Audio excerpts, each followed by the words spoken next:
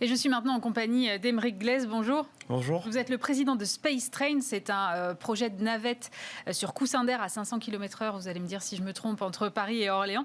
Quelle est l'origine de ce projet dont finalement j'entends parler depuis assez longtemps? Alors, c'est un projet qui est né fin 2016. Avec un ami ingénieur, on a élaboré en fait le nouveau modèle de transport. Alors c'est vrai qu'il y avait le projet Hyperloop Oui. qui était déjà né en 2016. Et donc on s'est inspiré d'un projet qui était existant, qui s'appelait l'Aérotrain, qui est sorti dans les années 70 par Jean Bertin, un grand ingénieur de l'époque.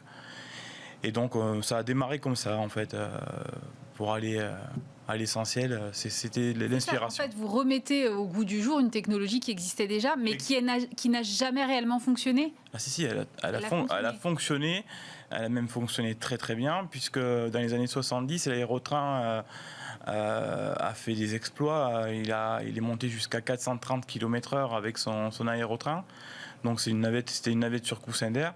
Alors il était au tout départ de son élaboration, puisque il avait vraiment des objectifs d'amélioration de son prototype, de sa navette. Sauf que lui a été arrêté par Valéry Giscard d'Estaing à l'époque. C'est un projet qui était encouragé par Georges Pompidou. Et Valéry Giscard d'Estaing, lui, a décidé autrement. Donc, il a préféré favoriser le TGV et à l'insu du projet d'Aérotrain, ce qui est dommage. Et qu'est-ce que ça apporterait d'avoir un aérotrain en matière de technologie, d'environnement? Quelle serait la différence? Pourquoi le relancer aujourd'hui? Alors pourquoi aujourd'hui on s'est penché sur ce modèle de transport? Parce qu'il apporte trois choses vraiment importantes et d'actualité. C'est que c'est un transport qui est écologique, puisqu'il est sur coussin d'air, il n'y a pas de frottement. Donc c'est toujours en faveur de l'écologie. Pas d'effet de serre, pas de frottement.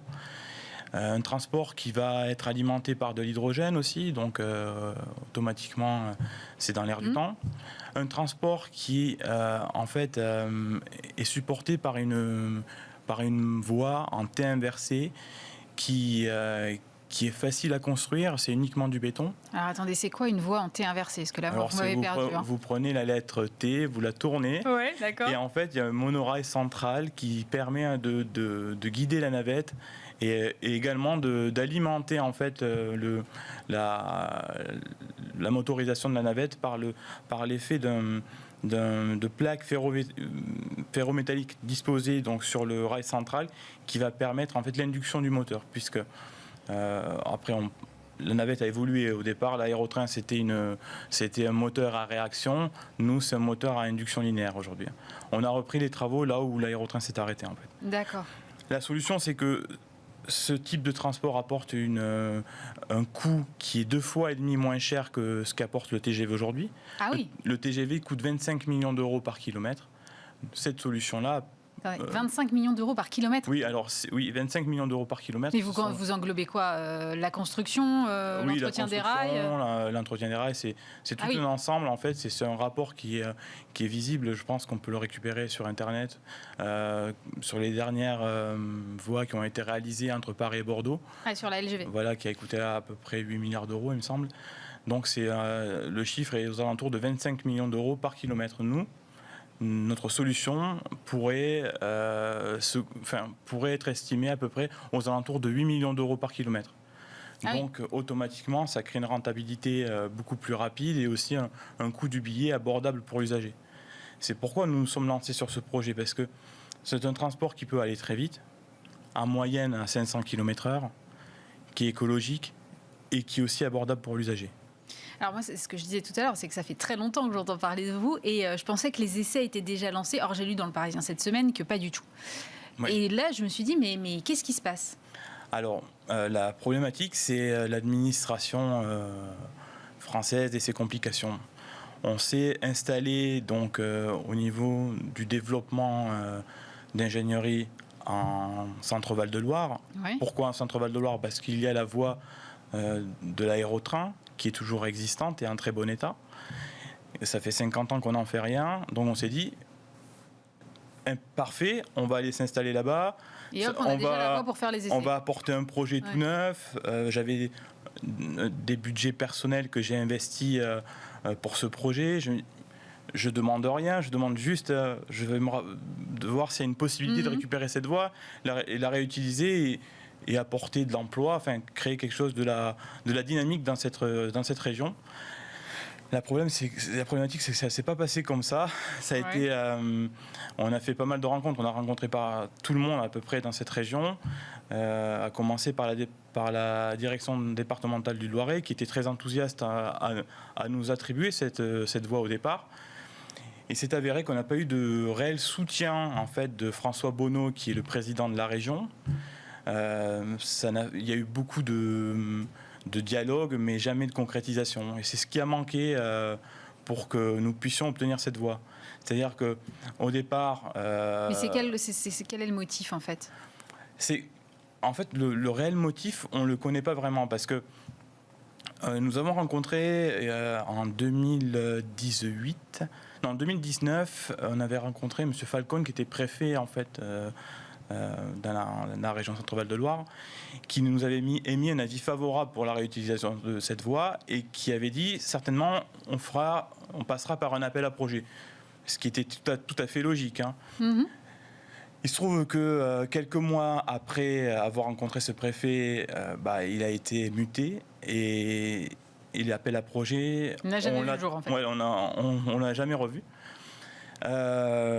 Et on a rencontré le préfet qui lui a succédé et qui s'est montré un peu plus réticent sur l'idée de nous attribuer cette voie. Et du coup, on ne sait pas, parce que concrètement, on ne sait même pas vraiment à qui elle appartient. Enfin, aujourd'hui, je sais que c'est les domaines, a priori, qui auraient la propriété de cette voie-là, mais je me suis même déplacé à Bercy, où j'ai rencontré une équipe spécialisée dans les transports qui n'était même pas au courant de ma demande et même pas au courant de mon projet. Donc je me dis, à quel niveau ça bloque ? Est-ce que c'est en Centre-Val de Loire ? Est-ce que c'est réellement les domaines ? Je sais pas du tout. En tout cas, le fait est, c'est que le manquement du soutien en fait de la région fait qu'aujourd'hui, ça m'a mis un peu en difficulté. Et voilà, c'était ma question suivante, c'est-à-dire dans quelle situation elle est votre société aujourd'hui si vous ne pouvez pas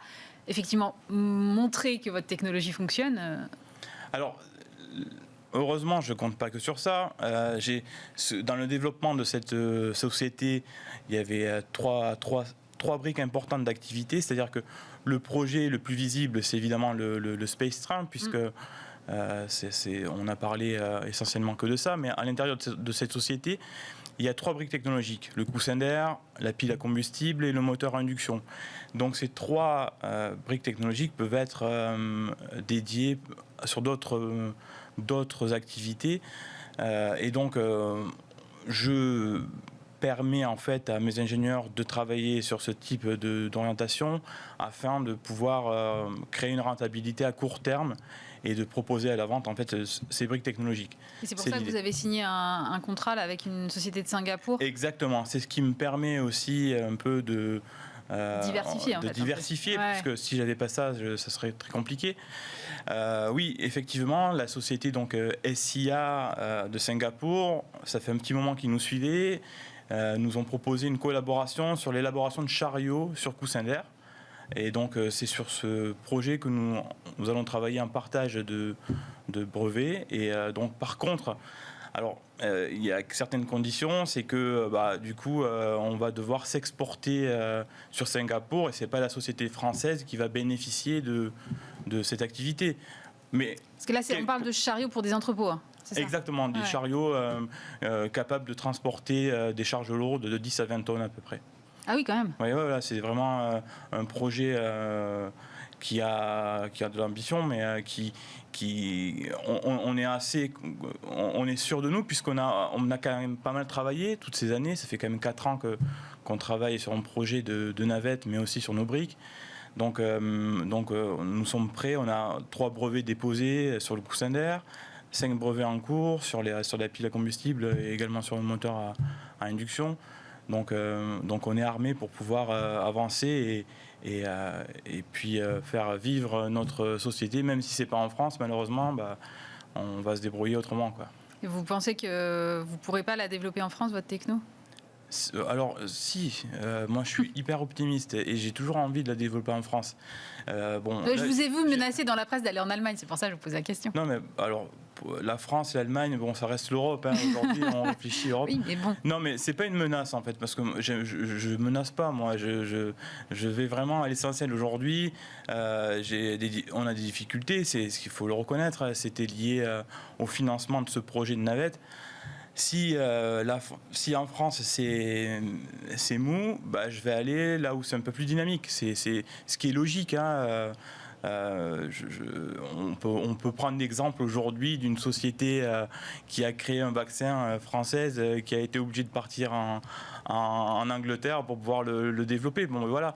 Je crois qu'on est dans un temps aujourd'hui où justement on ne peut pas se permettre de marcher au ralenti. Il faut qu'on soit réactif tout de suite. On a beaucoup dit quand même qu'il y avait un écosystème très favorable pour les startups en France. Ce n'est pas l'impression que vous donnez. Pour développer des applications peut-être, mais pour développer des projets industriels, c'est pas pareil. Des gros projets, c'est plus compliqué. C'est pas si simple que ça, quoi.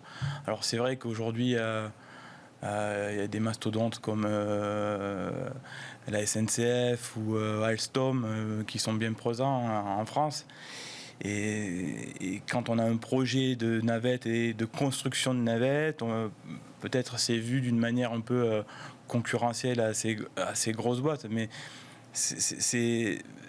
on est vraiment même dans le hors-sujet là, parce que moi, je suis une petite entreprise, j'ai démarré seul. Ce que je demande, c'est des collaborations. Ce que je demande, c'est le soutien de mon pays. Est-ce qu'il m'aide à mettre en place ce projet et que ce projet il existe à travers le monde. Voilà, ce que je trouve qu'il faudrait qu'on soit un peu plus dynamique, quoi, au niveau de petits entrepreneurs comme moi qui dans des projets, c'est vrai, ambitieux, mais c'est vraiment tout à notre honneur de pouvoir le faire et je crois que ça mérite un soutien un peu plus dynamique de la France, enfin de l'État par rapport à ça, qui n'a pas aujourd'hui. Vous nous tiendrez au courant ? Évidemment. Merci beaucoup Aymeric Glaise. Je rappelle que vous êtes le président de Spacetrain.